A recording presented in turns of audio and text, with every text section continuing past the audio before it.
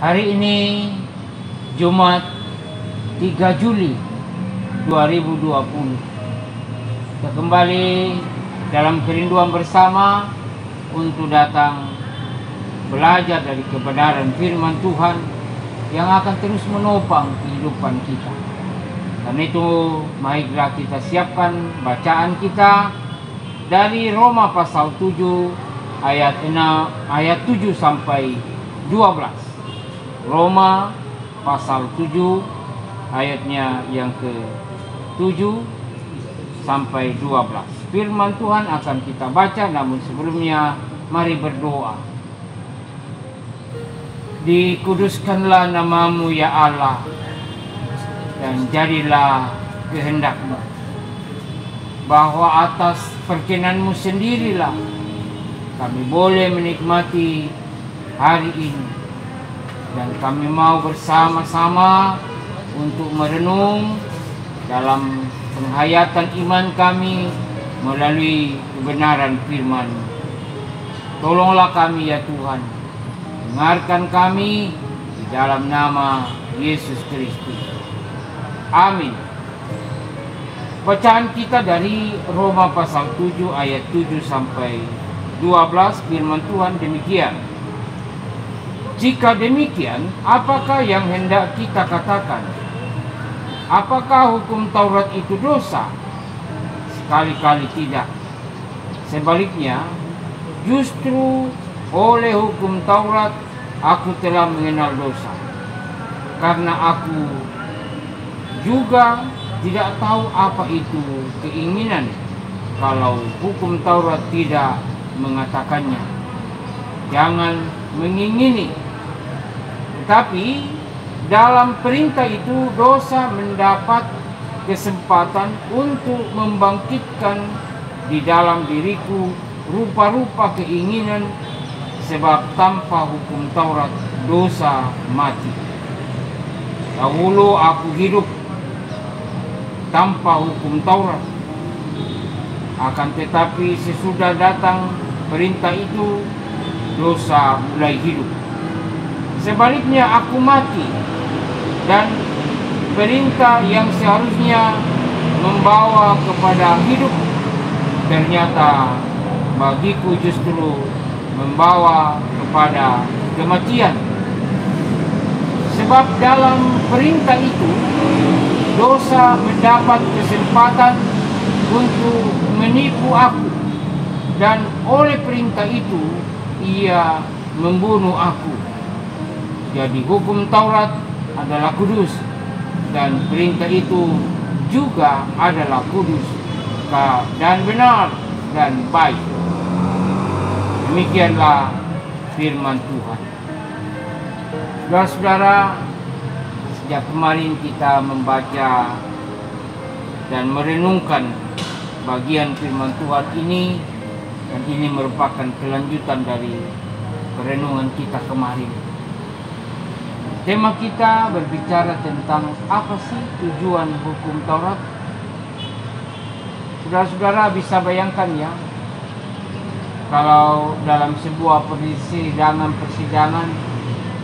apalagi yang namanya persidangan gerejawi ya, tidaklah berarti bahwa tidak lepas dari berbagai kekurangan.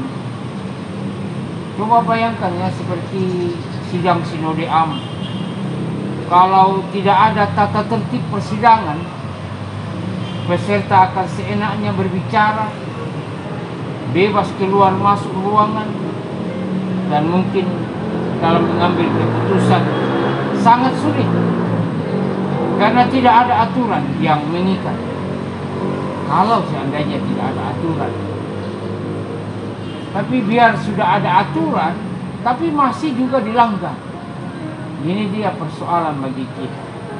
Nah, saudara-saudara, pertanyaan yang sering muncul, apakah Taurat itu adalah dosa? Apakah Taurat itu baik dan benar?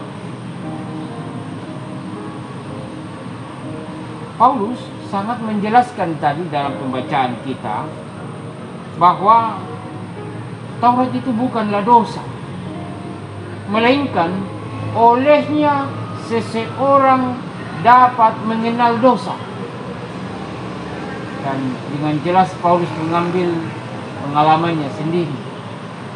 Tapi ketika perintah itu atau aturan itu dibuat, maka dalam diri seseorang lahirlah keinginan-keinginan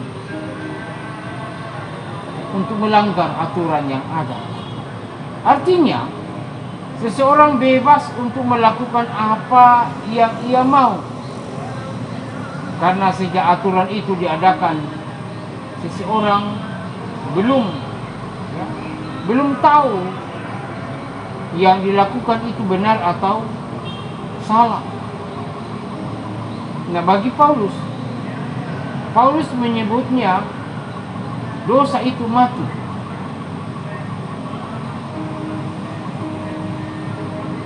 Ketika ada aturan hukum Taurat, maka dosa itu menjadi hidup. Karena adanya hukum Taurat, seseorang sadar bahwa yang dilakukan selama ini adalah dosa, ataupun sebaliknya bahwa yang dilakukan selama ini ternyata sudah benar. Setelah itu tidak ada lagi kebebasan bagi seseorang untuk melakukan sesuatu. Semuanya harus berdasarkan aturan, dan itulah yang dimaksudkan Paulus bahwa dari Taurat itu aku mati.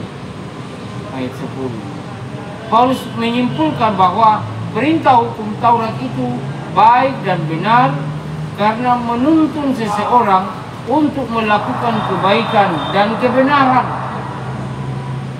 Jadi dari uraian Paulus ini memang sedikit sulit dipahami, tapi demikianlah kebenaran yang diungkapkan. Kita disadarkan bahwa betapa pentingnya hukum Taurat atau firman Tuhan kita hidupi dengan kesungguhan hati, agar hidup keimanan kita semakin memuliakan Allah dan menyerupai karakter Kristus, dan tidak terikat kepada kewajiban menjalankan hukum Taurat seperti orang Yahudi, tetapi untuk melakukan apa yang dikehendaki oleh Tuhan. Semoga Tuhan menolong kita. Amin. Marilah berdoa. Syukur kepadamu ya Tuhan, bahwa melalui Taurat Engkau mengajak kami dan mengajar kami tentang apa yang baik dan apa yang jahat. Namun Engkau pula menuntut kami untuk memberlakukannya dalam kehidupan kami, tidak seperti orang Yahudi yang hanya memahaminya secara harafiah, tapi kami sungguh melakukannya berdasarkan hukum Kristus, bahwa Engkau yang telah menggenapi semuanya dalam kasih Kristus. Karena itu tolonglah kami dan mampukan kami untuk menjalani kehidupan ini. Terima kasih ya Tuhan. Dalam nama Yesus Kristus kami berdoa. Amin.